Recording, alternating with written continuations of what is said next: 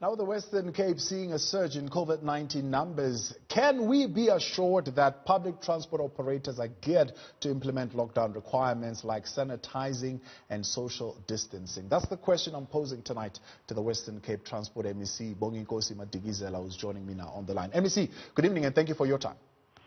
Good evening, people, and good evening to your viewers. I mean, we have seen a war of words ensuing between yourself and the Eastern Cape, an exchange of some sort, saying they're building a Berlin Wall. Is the Berlin Wall still up, or are you working together now? Look, I think the accusation was very unfortunate. And I fully understand the concern from the Eastern Cape. But I think we can do better by working together and trying, to deal with the challenge instead of accusing each other.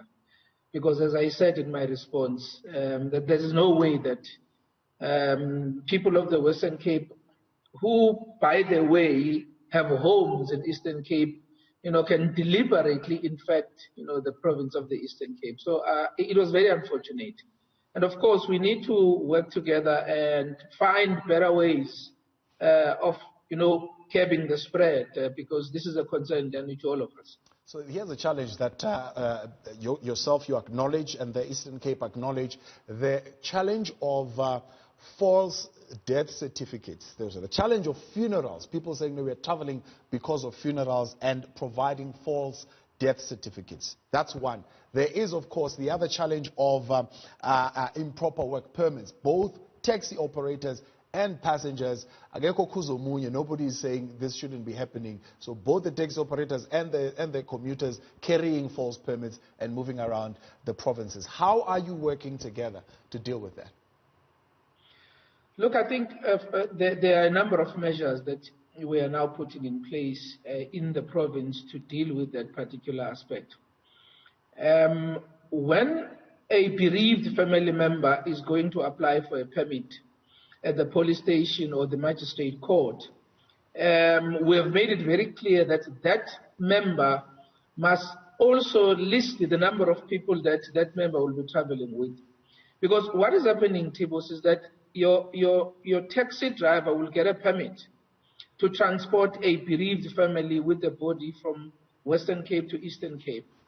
And what they then do, they go and get people who have nothing to do with that funeral or the bereaved family, so that they can load those people in the taxi and make more money. I mean, I've witnessed that myself when I visited the long distance, bus rank, where I saw them doing that. So to deal with that aspect, we must make sure that the member of the bereaved family apply for all the people who will be accompanying that body. But also, I must make it very clear, Tibos, that you can't then take 5% of the problem and make it the central problem. The issue of funerals between these provinces is what is the big issue here. And of course, there are a number of calls who are saying maybe we should put a moratorium on funerals. There is a discussion, maybe that people must have, but we have a number of people. Let us not focus on the fraudulent permits, but the reality is that the majority of people who are traveling from Western Cape to Eastern Cape have valid permits, beside, of course, those who are doing, fraudulent permits. And they are, Tibos, on average, if you speak to undertakers and you speak to Santiago, they will tell you that on average, 40 bodies in one weekend leave this province to Eastern Cape, and of course with people who are accompanying that family. So it's a massive, massive issue, the issue of funerals. You are tasked yourself with speaking to the taxi operators and the funeral undertakers. What we have seen in other provinces are the associations themselves taking initiative, coming up with things like sanitizing booths, coming up with technology, fumigation, and the setting up of transport committees, transport management committees, or taxi rank management committees and the likes. Is that happening in the Western Cape, where the taxi associations themselves, those who own taxis, take the initiative and are owning up to ensuring that they protect their passengers? Actually, you were asking a question now, and if I were to answer that question, I would choose option 3. Remember, Tigos, we are dealing with the history of lawlessness, to a large extent. And that is not going to change now because we have COVID. And that is why you need law enforcement to really, act very strongly against those people.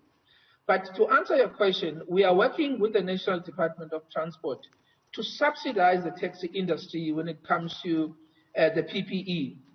We subsidize them with sanitizers, we subsidize them with masks, and we make sure that the drivers of the taxis are wearing masks. We make sure that the taxi ranks, the taxis are sanitized.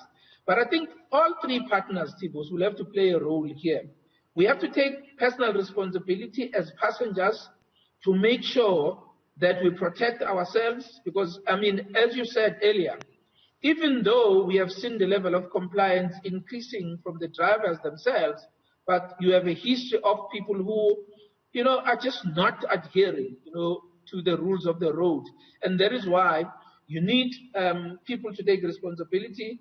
You need to make sure that those drivers adhere to the current health regulations, but also you need to make sure that the law enforcement is playing its role in making sure that we clamp down on those who are breaking the law.